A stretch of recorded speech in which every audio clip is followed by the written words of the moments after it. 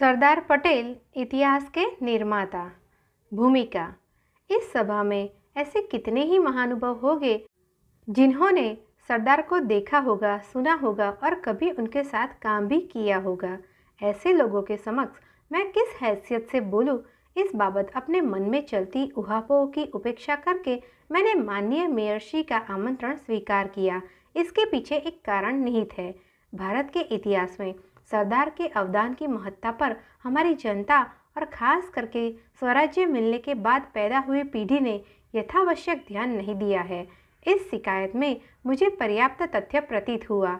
भविष्य का इतिहासकार हमारी इस त्रुटि की उपेक्षा कर सके, इतना बड़ा अवदान सरदार ने दिया है, यह समझने के लिए आवश्यक स्वाध्याय करने का मौका मिलेगा। इस लोभ से ही मैंने इस व्याख्यान के लिए हामी भर ली थी। ऐसा सुंदर मौका प्रदान करने के लिए मैं वडोदरा म्यूनिसिपल कॉरपोरेशन के सदस्यों तथा श्रीमान मेयर का आभार व्यक्त करता हूँ। मैं मुश्किल से 10-12 वर्ष का था तब एक बार बारडोली में सरदार श्री को देखने, सुनने और 5-7 वाक्यों का आदान प्रदान करने का लाभ मुझे मिला था। अब आज भी मेरे मन में आत्मश्रद्धा की अविचल चट्टान में से काट कर बनी उस शौर्यवान व्यक्ति की मुद्रा स्पष्ट रूप से अंकित है। लक्ष्मण, भरत, हनुमान या विभीषण विहीन राम अवतार की कल्पना करके देखे। बलराम, युधिष्ठिर, अर्जुन या भीम के बिना कृष्ण की कल्पना करके देखे। कभी कभी लगता है कि पंडित जवाहरलाल नेहरू, सरदार पटेल, राजाजी आचार्य कृपालानी या महादेव देसाई जैसे अनेक साथियों के बिना महात्मा गांधी भला जमते। आने वाले युगों में जब कभी भी गांधी युग की कथा लिखी जाएगी, पढ़ी या गाई जाएगी या फिल्माई जाएगी, तब उसमें सरदार का स्थान सर्वोपरि रहेगा। डी.वी. तहमाणकर के शब्दों में कहूँ तो ईसा मसीह के जीवन में जो स्थान जॉन द बैप्टिस्ट का था, वही स्थान महात्मा गांधी के जीवन में सरदार पटेल का था। जॉन की भांति सरदार ने भी मुक्तिदाता के स्वागत के लिए लोगों को तैयार किया था। इतिहास की एक अनोखी व्याख्या करते हुए मैक्स मुलर ने कहा था, इतिहास माने मानवीय मन की आत्मकथा। टॉल्स्टॉय ने सन 1869 महात्मा गांधी का जन्म वर्ष में द आइडिया ऑफ कॉज नामक अपने निबंध में इतिहास को मानव जाति का अचेतन जीवन, the unconscious life of humanity कहकर वर्णित किया था। इतिहास की इन दोनों संकल्पनाओं को ध्यान में रखकर मैं इतना कहना चाहता हूँ कि इस देश में व्यापक लोक चेतना को मत कर सरदार ने भारत के इतिहास को रूपायित करने का भव्य पुरुषार्थ किया। इतिहास की व्यक्त अव्यक्त शक्तियाँ जन सामान्य के जीवन को निर्मित करती है, यह सही है, परंतु अनेक विरल व्यक्ति ऐसे होते हैं जो काल देवता के रचना कार्य में अपने योगदान द्वारा इतिहास की करवट बदलने के निमित्त बन जाते हैं। सरदार को मैं इतिहास का निर्माता कहता हूँ, वह इसी अर्थ में। काल देवता के समक्ष मनुष्य की क्या विसात है, लेकिन तो भी कितने ही महामानव अपनी सूझबूझ से दादाजी की लाठी का घोड़ा बनकर काल देवता को कभी कभी रिझा लेते हैं। इमर्सन ने कहा है, difficulties exist to be surmounted, a strenuous soul hates cheap success. मुश्किलों ने सरदार को कसौटी पर कसा अवश्य, पर सस्ती सफलताओं को त्याग कर उन्होंने अपना इतिहास कृत्य पूरा किया।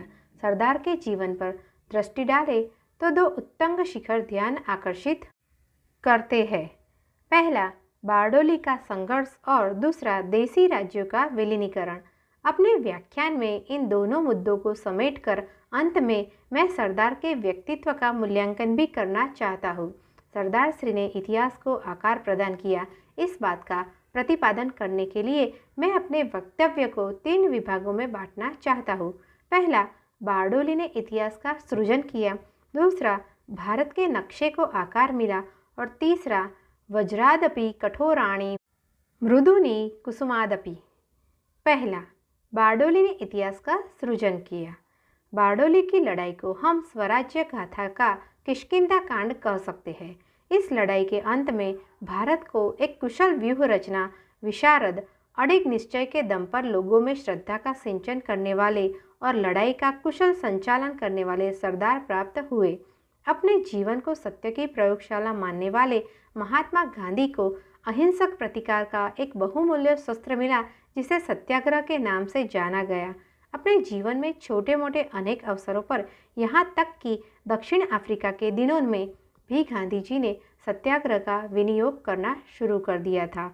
ऐसा करने में अनेक बार गांधी जी कठिन कसौटी पर कसे भी गए थे, पर सत्याग्रह शस्त्र की असरदारी की प्रतीति भी होने लगी थी।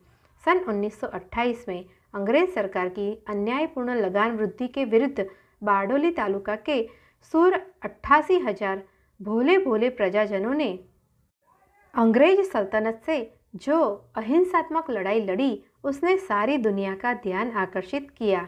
इस लड़ाई ने सिद्ध कर दिया कि कुशल संचालन हो तो सत्याग्रह का शस्त्र पानीदार है।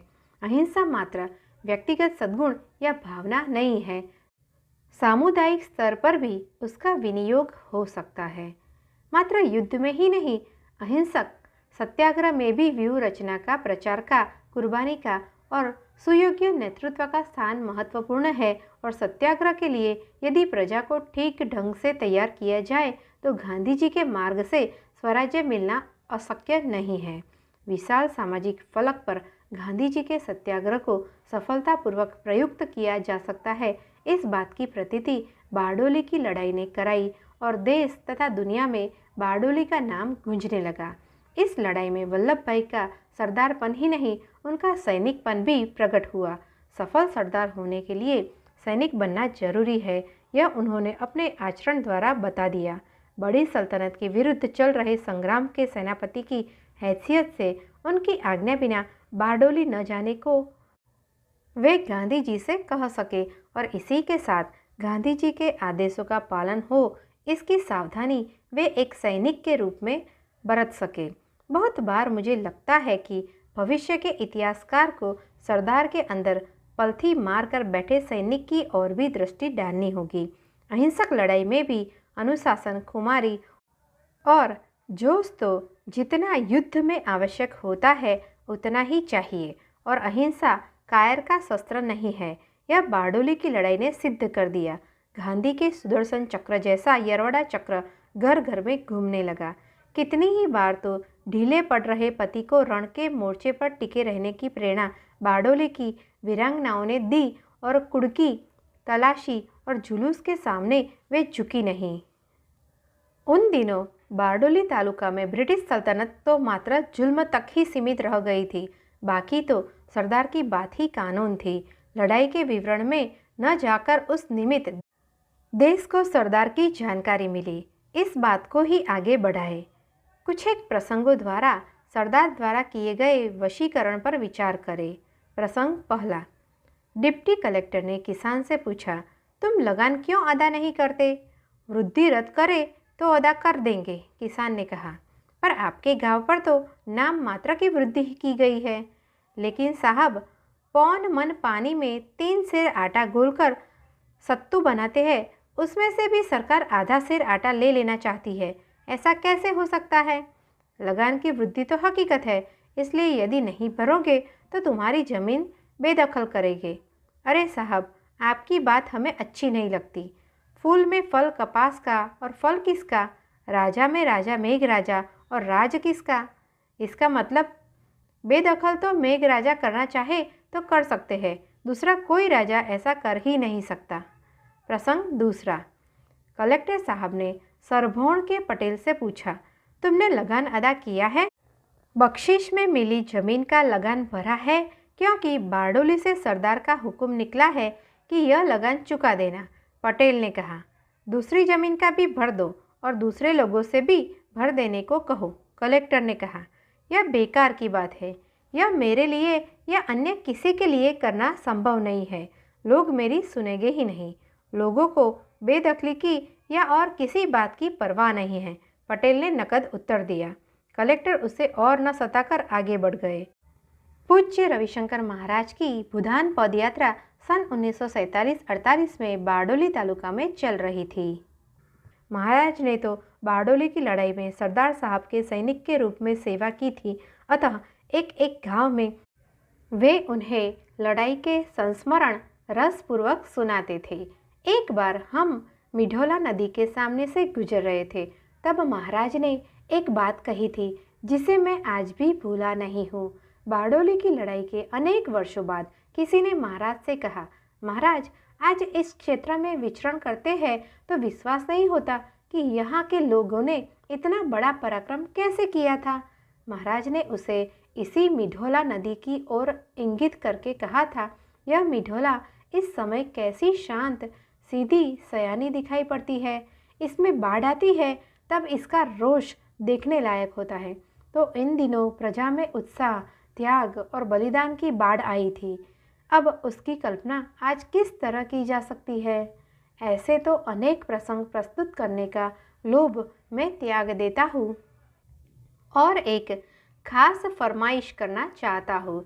सरदार के चुनिंदा सैनिकों में से एक स्वर्गस्थ कुंवर जी मेहता के संस्मरणों का संकलन स्वर्गस्थ बाबू भाई प्राध्यापक वैद्य की पुस्तक रेतीमा वहाण सभी के खास करके जवानों के पढ़ने लायक है।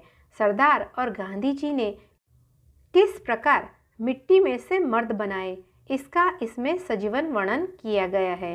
गांधी जी द्वारा स्वराज्य हेतु संचालित लड़ाइयों की खूबी यह थी कि लड़ाई के साथ साथ व्यापक लोक शिक्षण का बुनियादी काम भी चलता रहता था। सरदार की वाणी ने लोगों पर जादू किया और मानो मुर्दे उठ बैठे। गांव-गांव में नव चेतना के झरने फूट निकले। सरदार की खाटी देसी भाषा की कुछ वानगी देख ले। सरदार की वाग्मिता, हमें बिना सोचे समझे पागलों की तरह कुछ करना है, ऐसा नहीं है। मुफ्त की जखमारी में मुझे कोई रस नहीं है। मैं तो आपके अंदर कुछ देखूंगा तो आपके बाजू में रहूँगा। आपको कोई खेल करना हो तो किसी और को सौंपना। लड़ना ही हो, यदि सच्चा त्याग करना हो तो ही यह लड़ाई छेड़िएगा। बारडोली, तारीख 4 फरवरी 1928। इसमें तो 5 प्राण न्यौछावर करने वाले साथ हो तो अच्छा, पर 5000 भेड़ें बेकार होगी। आप क्यों डरे? आपको डर किस लिए लगे? कुंडकी से किस लिए डरते हैं? विवाह में कर्ज करके भी हजारों फूंक डालते हैं तो कुंडकी वाला 200 के बदले 500 का माल ले जाएगा। इसमें कायर क्यों बनते हो? वराड़, तारीख 13 फरवरी 1928। जो किसान मूसलाधार बरसात में काम करता है, कीचड़ गारे में खेती करता है, मरकहे बैल से काम लेता है, जाड़ा धाम बर्दाश्त करता है, उसे डर किसका है? किसे डोर टूट जाने के बाद 1 मिनट भी अधिक मिलता है? जिसने किसान को बनाया है उसी ने बादशाह को भी बनाया है, तब किसान को डरना किस लिए चाहिए? अमेठी, तारीख 23 फरवरी 1928। इस राज्य रूपी गाड़ी के 2 पहिए हैं, एक पटेल मुखिया और दूसरा महसील लगान वसूल करने वाला। अथवा सरकारी गाड़ी के ये 2 बैल हैं। ये बैल रात दिन खूब चाबुक खाते हैं, गालियाँ खाते हैं। कभी तनिक सा गुड़ चटाया जाता है तो वह मीठा लगता है और मार तथा गाली सब भूलकर वे गाड़ी खींचते हैं। सिसोदरा, तारीख 10 अप्रैल 1928। आज किसानों की स्थिति सड़क पर बिछाए जाने वाले कंकड़ों गिट्टी जैसी है। सड़क पर जिन कंकड़ों के सिर उठे होते हैं उन्हें रोलर से रौंद कर दबा दिया जाता है। इसी प्रकार किसानों को रौंदने के लिए सरकार ने एंडरसन पेटेंट का स्टीम रोलर रखा है। अकोटी, तारीख 11 अप्रैल 1928। इस गांव में 2200 लोगों की बस्ती है। इतनी भेड़ें पालनी हो तो एक चरवाहे से काम न चले। वह बेचारा उन पर अपने परिवार के सभी लोगों को लंबी लाठियां देकर लगा दे, तभी उनकी देखरेख कर सकता है। जबकि यह सरकार तो अपने आदमी रखने के अलावा भेड़ों की टोली में से ही 2 मोटी भेड़ें इस काम पर नियुक्त करके राज्य चलाती है। इसको कहते हैं व्यापारी बुद्धि। इस प्रकार हमी में से 2 भेड़ों को चुनकर देख रेख कराई जाए, इसकी हमें शर्म आनी चाहिए। मैं गुजरातियों से कहता हूँ कि तन से भले आप दुबले हो पर कलेजा शेर का रखिए। स्वाभिमान के लिए मरने की ताकत हृदय में रखिए। सरभण, तारीख 15 अप्रैल 1928। एक चपरासी कुड़की का माल उठाए तो महाजन एकजुट हो उसका नमक मिर्ची बंद कर दे। इसमें बहादुरी नहीं है, इसमें सभ्यता नहीं है, यह तो चींटी को कचरने जैसी बात हुई। ऐसे निर्बल पर जुल्म करना उचित न होगा। इस पर तो दया आनी चाहिए। पुलिस को भी किसी को कुचना नहीं चाहिए। उन्हें बाजार में पैसा खर्च करके भी चीज न मिले यह ठीक नहीं है।